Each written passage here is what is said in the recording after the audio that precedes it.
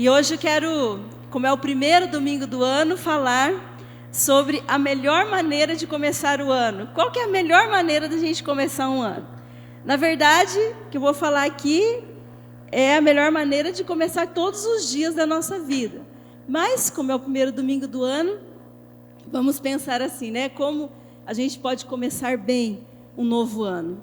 E a primeira coisa que me veio ao coração, uma forma de começarmos bem o ano, é não nos prendendo ao tempo. Não nos prendendo ao tempo. Quando eu comecei a pensar sobre isso, eu pensei assim, o pastor Carlos já falou aqui no meio do culto, né? Mas 2020, eu pensei, Senhor amado, a minha mente, assim, meus pensamentos voltaram lá no meu primeiro aninho, segundo aninho de escola. Quando eu estava sendo alfabetizada e, né, no final do ano, no primeiro ano, eu já consegui escrever. E a gente tinha que todo mundo ter o caderninho.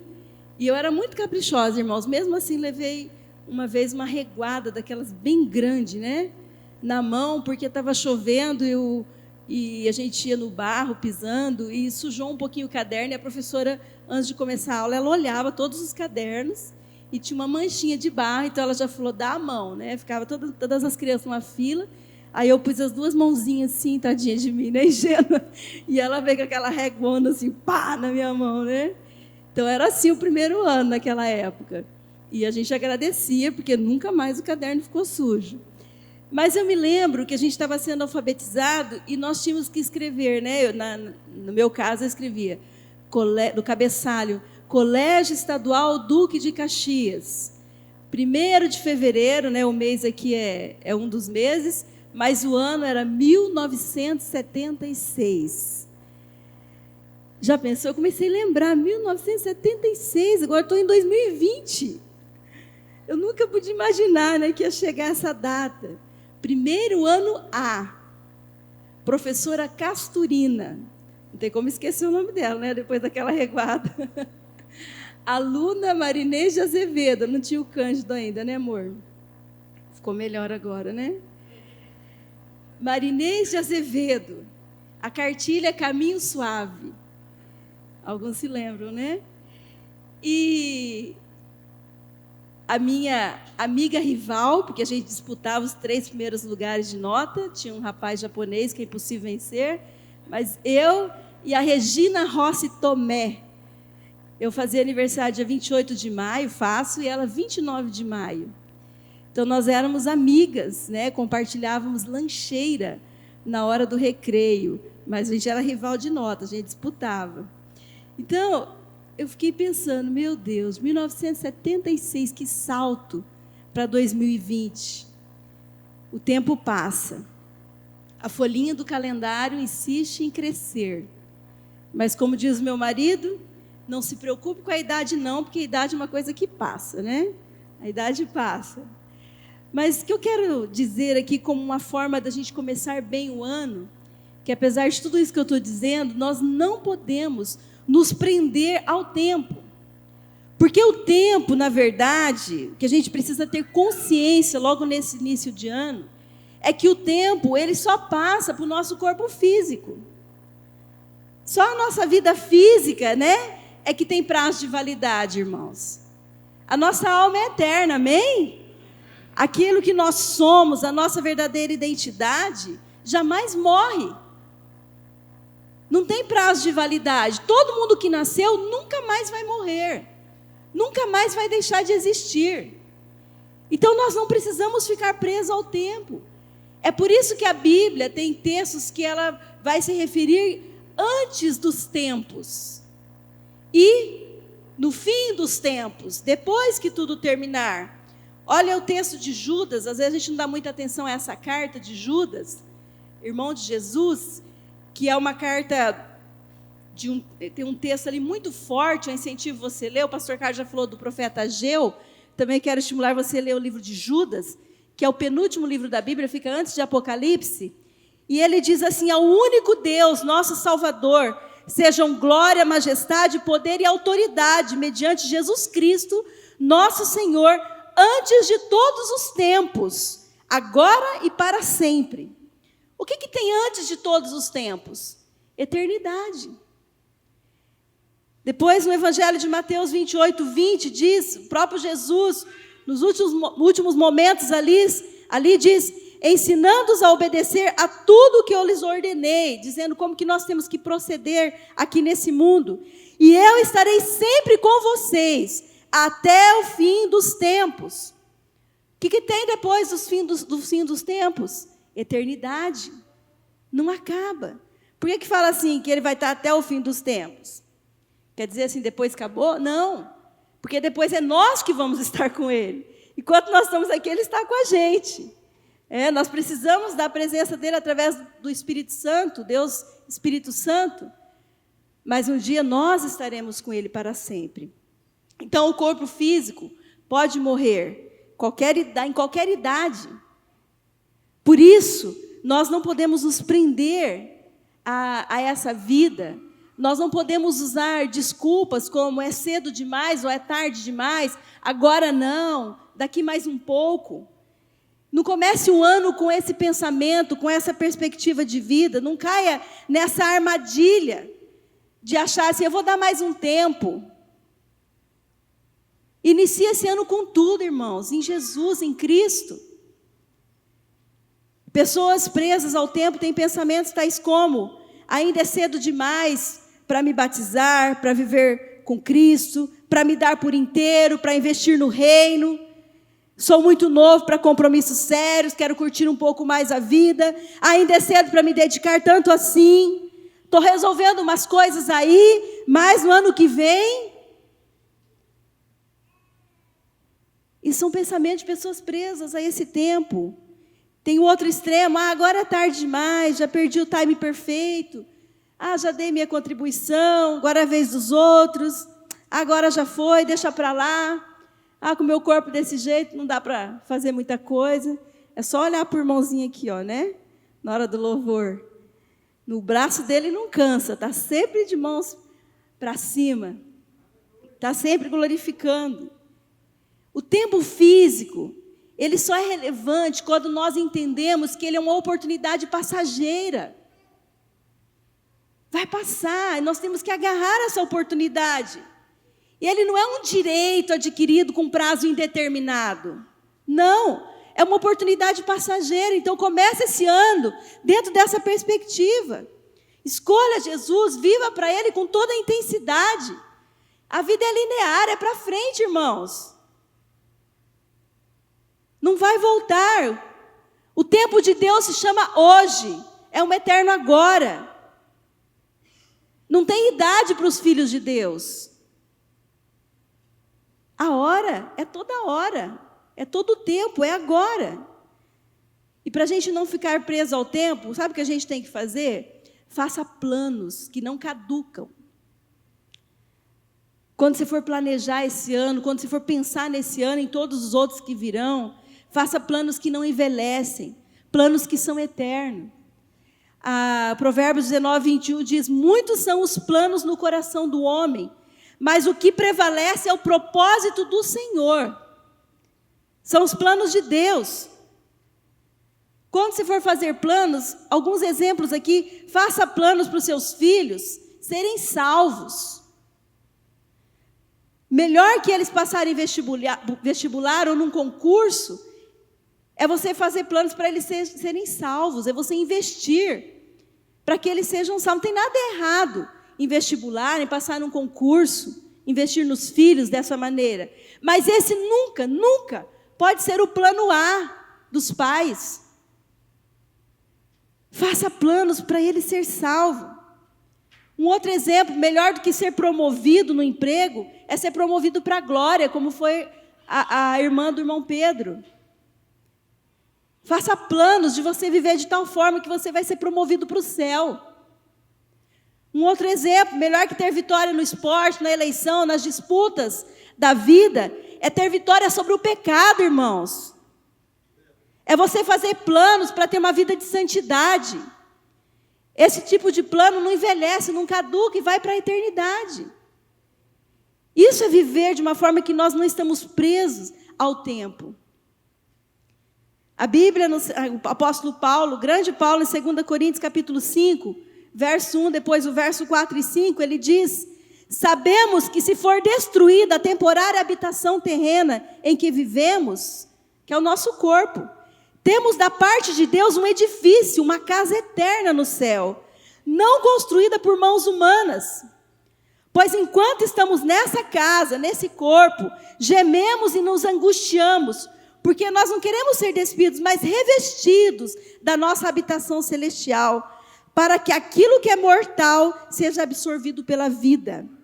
Foi Deus que nos preparou para esse propósito.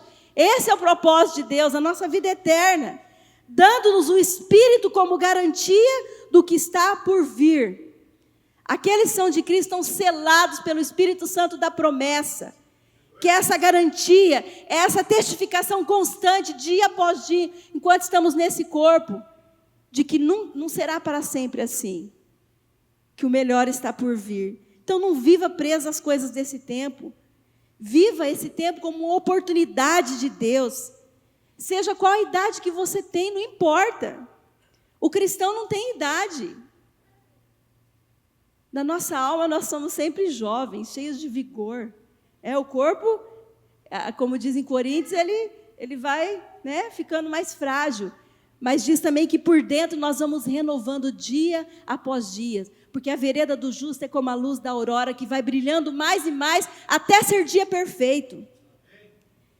Eu quero dar o exemplo aqui nesse ponto da irmã Nadir, que está ali atrás, mulher de oração. E ela aceitou o desafio de ser líder de um GP Pink, da Rede de Mulheres, da Rede Pink, que a gente vai estar a todo vapor esse ano. E na nossa reunião oficial ali com as líderes, tomando um lanche junto, a gente começou ali, eu não me lembro, foi 5h30 da tarde, 6 da tarde, sei que era 10 horas da noite, a gente não tinha terminado o assunto ainda. E foi tão interessante, quase no finalzinho, a hora que a gente foi encerrar com mais uma oração, a irmã Nadir falou assim: amanhã eu faço 75 anos. E ela estava toda faceira, parecia uma jovenzinha no corpo, porque na alma ela já é. E eu achei tão lindo aquilo. Iniciando uma nova aventura, iniciando um projeto de Deus aos 75 anos. Então, irmão, você quer ter sucesso nesse ano? Não fique preso ao tempo, amém? Um outro conselho, uma outra forma da gente começar o ano é: coloque margem na vida. Coloque margem na sua vida.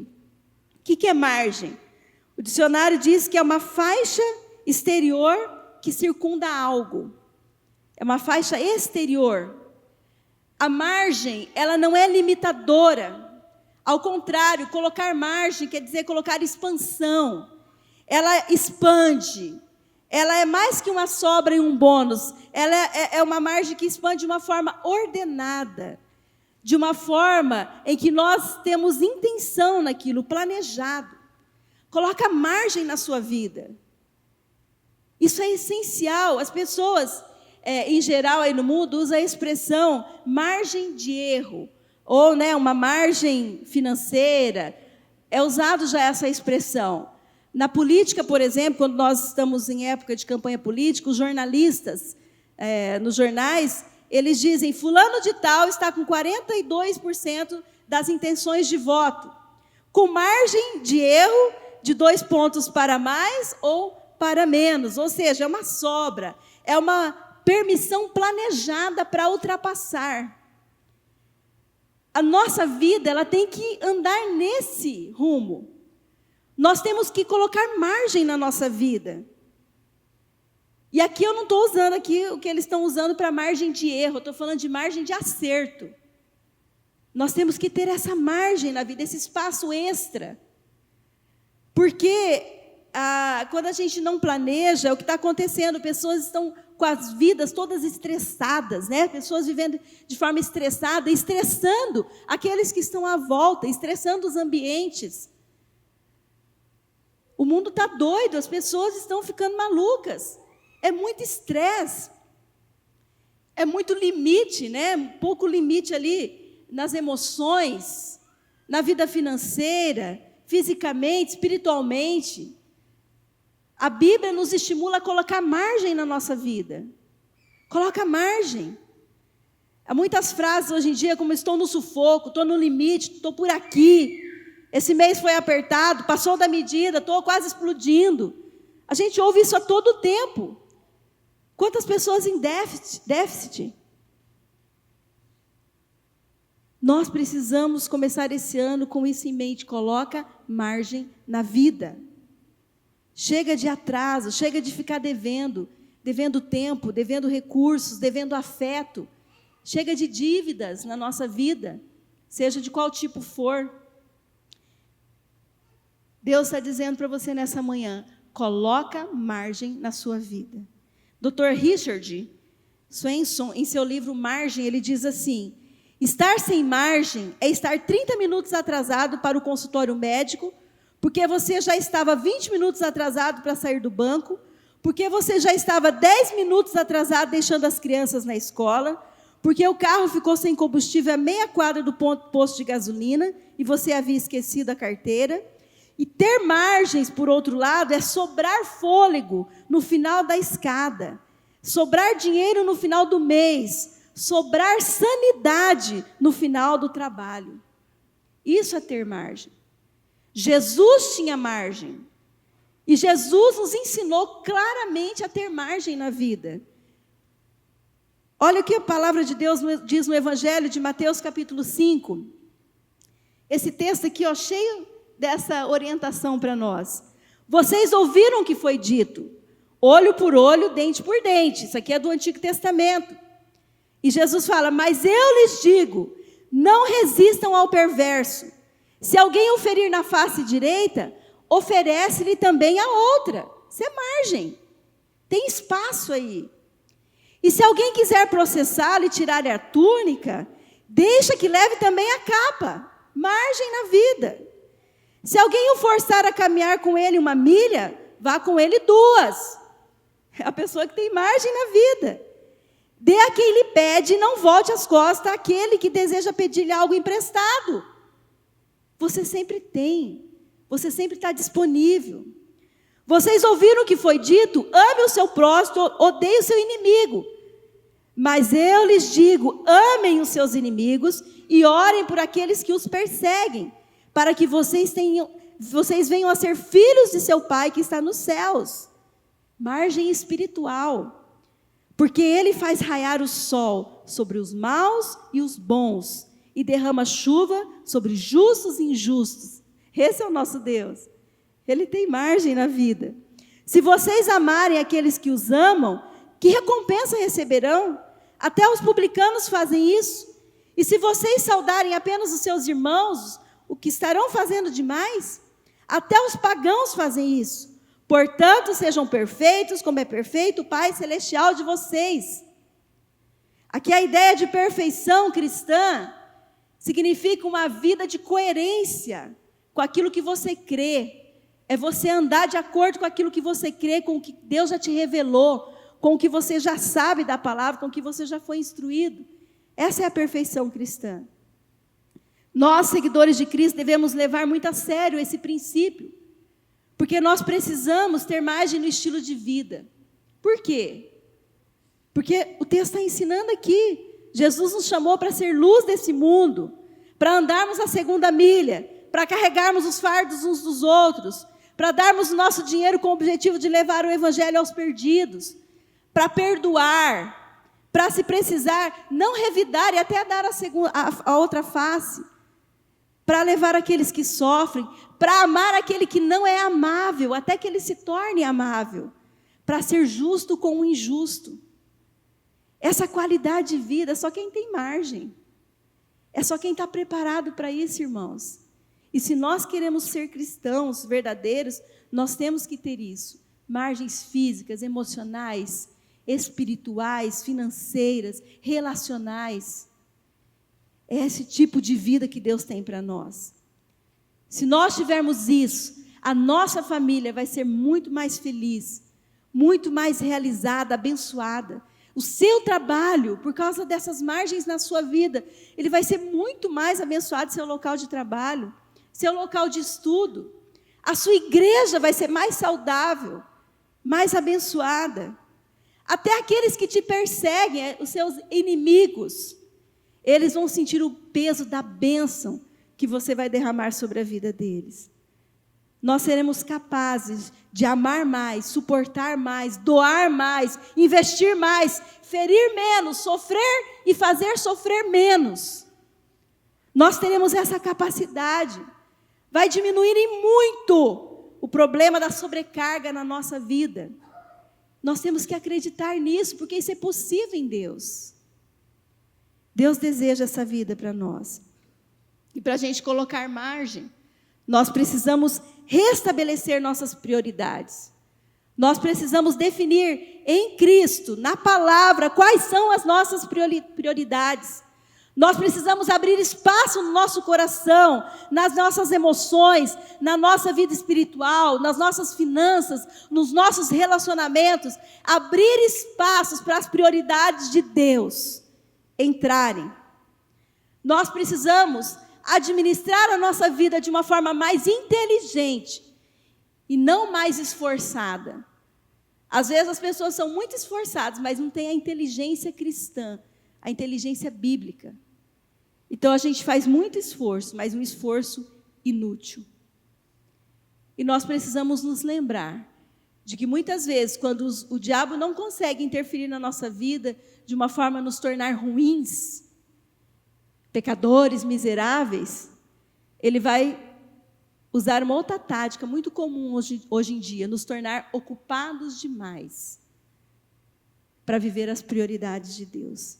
Então, comece esse ano, comece cada dia da sua vida com margem, colocando as prioridades de Deus, buscando em primeiro lugar o reino de Deus, e todas as outras coisas serão acrescentadas. Amém? Terceiro, a melhor maneira de começar o ano: eleve o nível da sua conexão com Deus. Eleva o nível. Tenha uma conexão com Deus mais profunda, mais íntima. O Sandro, meu esposo, comprou um novo roteador. Eu não entendo muito disso, tá, irmãos? Um novo roteador. Eu ouvi ele falando, estou copiando aqui o que ele falou. Para a nossa casa, porque a internet não estava dando certo. E aí, a empresa que foi instalar também lá a fibra ótica, falou para ele: isso aqui não vai dar certo, a parede dessa casa é muito grossa, a gente mora aqui no Isbel, é casa de 1900, lá vai bolinha, né? Que é aquelas paredes muito grossas. Ele falou: a conexão aqui não vai passar. Aí o Santo falou: mas não tem jeito, instala mesmo assim. E aconteceu o óbvio, né? Ele começou a criar um monte de conexões lá, então a gente tem a rede Os Cândidos, que é o nosso sobrenome, tem a rede Cândidos, tem a rede Cândido, sem o S, e mais algumas lá que eu já nem me lembro. Porque não consegue uma conexão boa. Então, isso aí era óbvio. Algumas delas não estão funcionando. Ele conseguiu uma lá que agora está indo bem. Por quê? Paredes grossas demais obstruindo. E não é assim muitas vezes conosco? Quais são as paredes grossas, né, que a gente tem na vida, que estão obstruindo, que nesse ano que se passou, que nosso andar cristão tem obstruído a nossa conexão mais profunda com Deus? Então, nós precisamos elevar o nível. Não tem como aqui eu não falar de oração. Tem uma frase para vocês: a oração é a união de duas esferas, a humana e a divina. Nós somos humanos. E nós queremos uma conexão com o nosso Deus. Isso é possível através da oração. A oração nos coloca no nível de intimidade com Deus. Nos evangelhos, nós encontramos, estudiosos pesquisando, viram que Jesus chama Deus de Pai 170 vezes, só nos evangelhos, para mostrar essa intimidade. Jesus nos ensinando como é ter um relacionamento com Deus. Na minha oração, na vida de oração, a minha humanidade, ela é transportada para a dimensão do sobrenatural, para a dimensão de Deus. A oração é o nosso lugar seguro, irmãos. É onde nós devemos estar. É a ponte de ligação entre o mundo natural e o mundo espiritual. É a ponte de ligação entre o visível e o invisível. É onde nós nos conectamos com Deus. E a oração, ela é fantástica, ela é extraordinária, porque ela pode ser feita de qualquer lugar, em qualquer circunstância. Deus não deixou limites, Deus não deixou barreiras. Na oração nós podemos estar a todo tempo com o nosso Pai. Eu me lembro,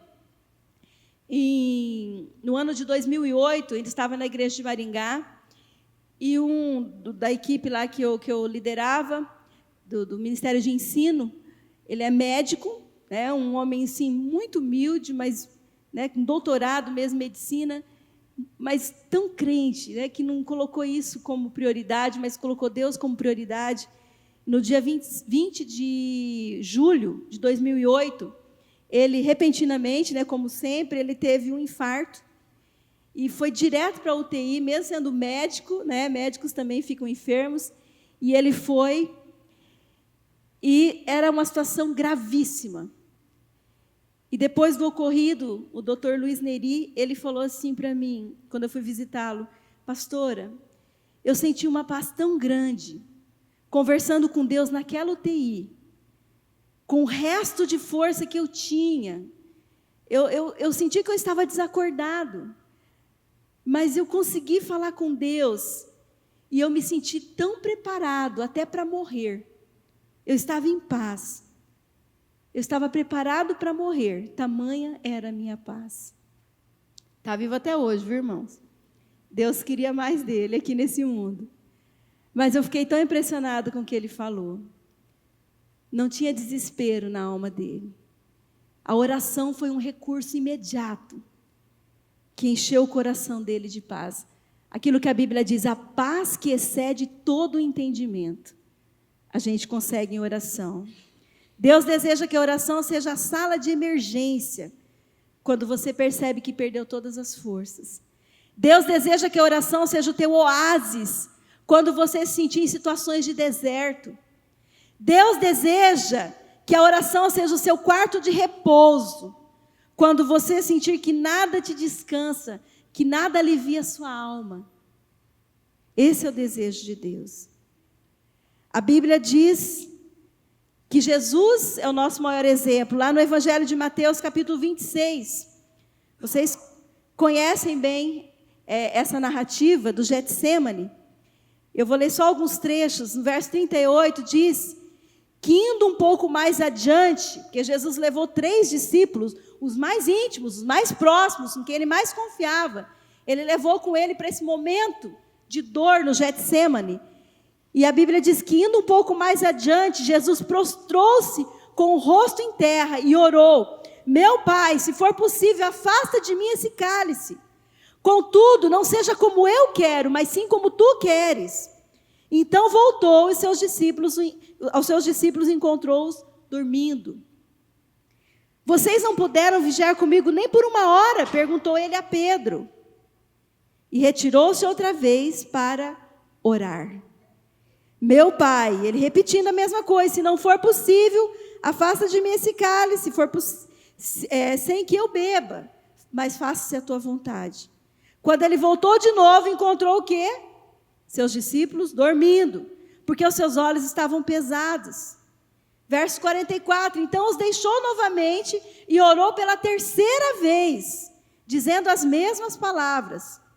Depois da 3ª vez, Jesus voltou aos discípulos e lhes disse: vocês ainda dormem e descansam? Chegou a hora. Aí interrompeu. Jesus orou tudo o que tinha que orar. O que Jesus está ensinando aqui? Que a oração é o nosso campo de batalha. É lá que as batalhas são ganhas, irmãos. É na oração. A gente quer lutar no lugar errado, a gente quer batalhar no lugar errado, aí a gente fere pessoas, a gente se fere, dá tudo errado. É claro aqui, Jesus está numa batalha. O texto de Lucas, no verso 44, o Evangelho de Lucas 22, 44, mostra a agonia mais profunda ainda. E estando em agonia, orava mais intensamente. E aconteceu que o seu suor se tornou como gotas de sangue caindo sobre a terra. Era uma batalha, era uma agonia, era uma luta em que Jesus estava. Mas ele estava batalhando na oração, porque é lá que todas as batalhas são ganhas. Eu coloquei para vocês um texto de um autor que, interpretando essa passagem, que ele diz assim: onde foi que Jesus suou grandes gotas de sangue? não no palácio de Pilatos, não a caminho do Gólgota, foi no jardim do Getsêmani. Lá ele ofereceu orações e súplicas em alta voz, com lágrimas, àquele que o podia salvar, conforme Hebreus 5:7. Houvesse eu estado lá e testemunhado essa luta, teria ficado apreensível quanto ao futuro. Se ele se mostra tão quebrantado quando está apenas orando, eu teria pensado, o que não fará quando enfrentar a crise real? Por que ele não consegue encarar a provação com a calma confiança de seus 3 amigos que estão dormindo? No entanto, na hora do teste, Jesus caminhou para a cruz com coragem, enquanto seus 3 amigos fugiram, cada um para um lado. Quando nós seguimos a leitura dos evangelhos aqui, a partir dessa parte, nós vamos ver que no relato dos evangelhos, no processo todo da crucificação, Jesus era a personagem mais firme em cena. Jesus era a pessoa mais corajosa, mais composta. Se nós olharmos ali para os evangelhos, nós vamos ver que a multidão estava histérica, estava cega. Nós vamos ver que Pilatos estava confuso e com medo. Nós vamos ver que os líderes religiosos estavam obstinados, sentindo ameaçados por Jesus. Os discípulos estavam escondidos. Um estava negando, o outro estava se enforcando. Era uma confusão completa. Mas Jesus não. Jesus não tinha confusão, Jesus estava firme e convicto.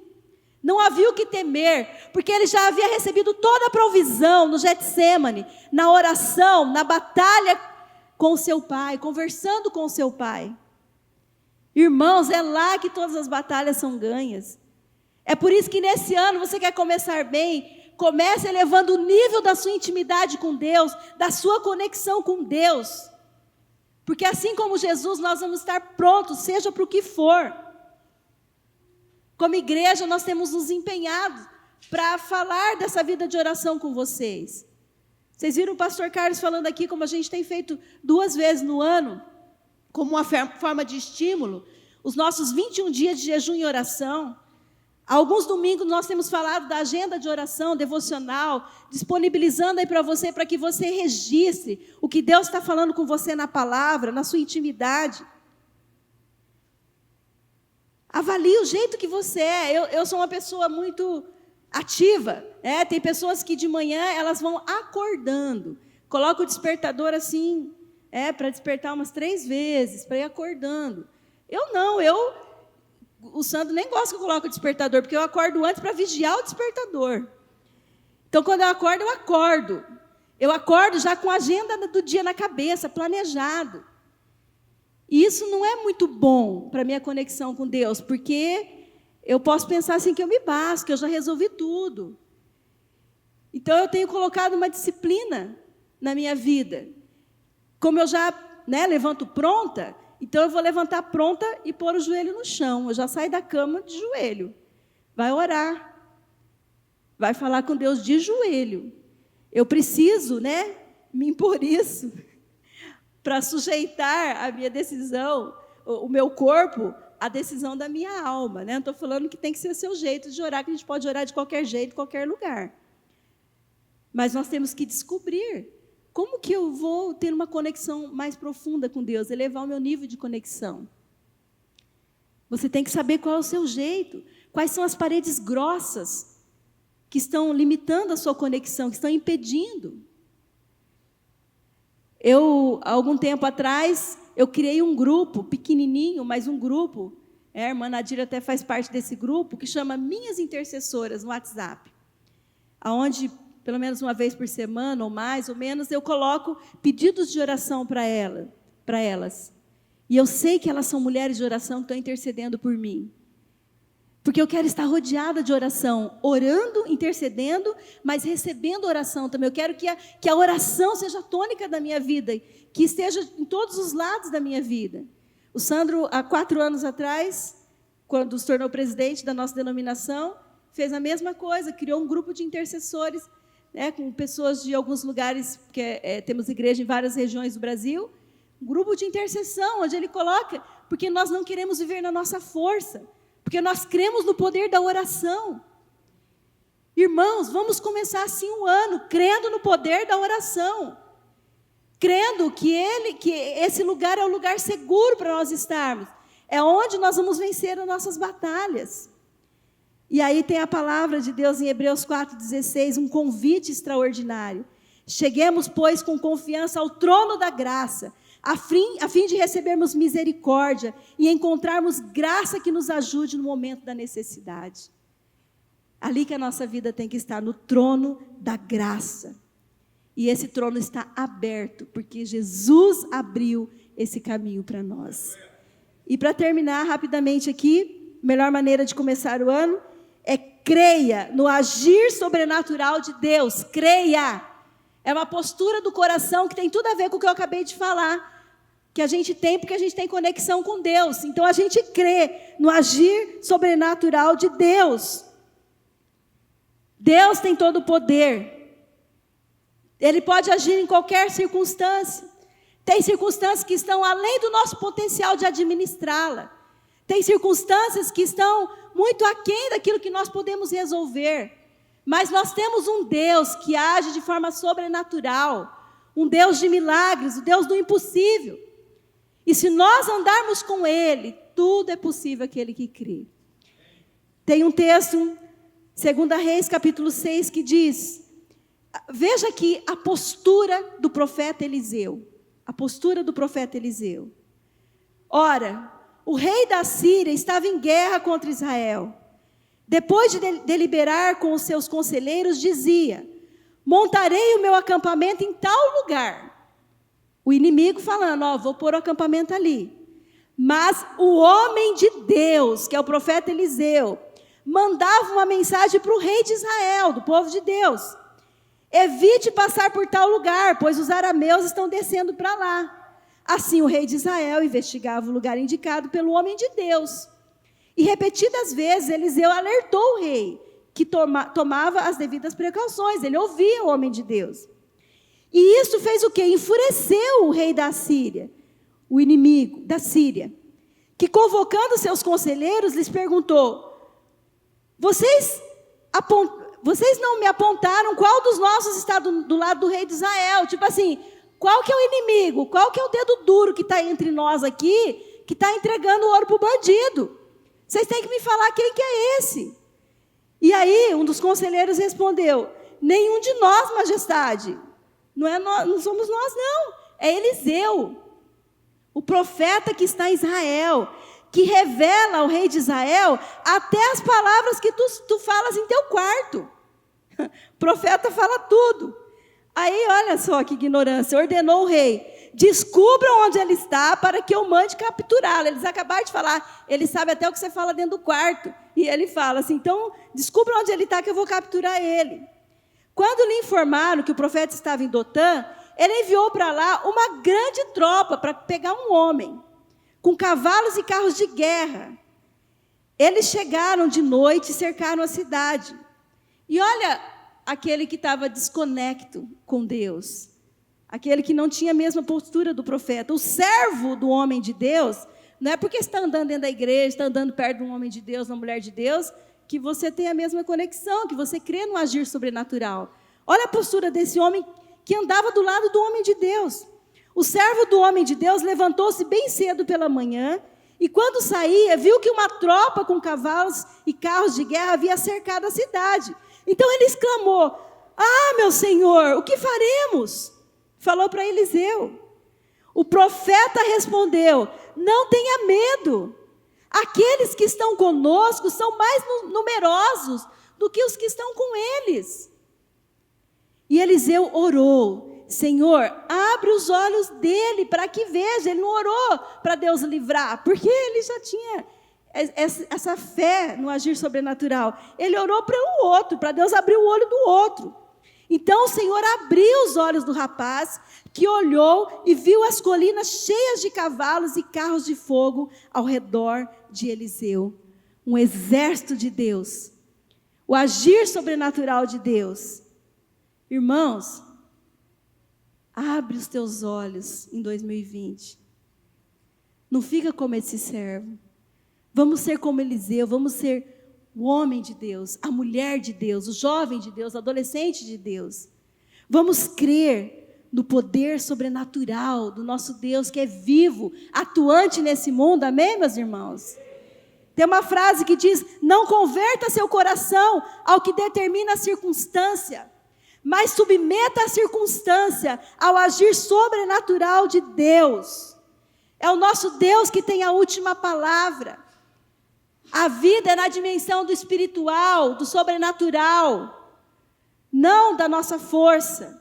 Nós servimos ao soberano, ao Deus invisível, mas real. É esse Deus que nós servimos, Deus de milagres. Vamos entrar nesse ano assim, irmãos? Coloca margem na tua vida. Não fica preso ao tempo. Eleva o seu nível de conexão com Deus. E creia de todo o seu coração no Deus que pode todas as coisas. Feche os seus olhos. Senhor, nós consagramos a Ti a Tua palavra. Devolvemos a Ti, Senhor, como dizendo dentro do nosso coração que nós cremos nela. Nós cremos em cada texto que foi lido aqui. Nós cremos que todas as promessas do Senhor, que todo o agir do Senhor na história é o mesmo hoje e será eternamente. Nós cremos num Deus de milagres. Nós cremos num Deus que, como Jesus mesmo prometeu, tem vida abundante para os seus filhos. E é esse tipo de vida que nós queremos viver. A vida que o grande eu sou nos dá. A vida do Deus que não está preso ao tempo. A vida que o Deus que coloca margem em nós, que expande a nossa vida física, espiritual, material, emocional, relacional, financeiro. O Deus que nos expande. O Deus que alarga a nossa tenda. O Deus que faz com que as nossas batalhas sejam vencidas na intimidade com Ele, para que o inimigo não nos envergonhe diante das pessoas que precisam conhecer o Evangelho. Nós consagramos esse ano a Ti, Senhor, a nossa vida, no nome de Jesus. Amém.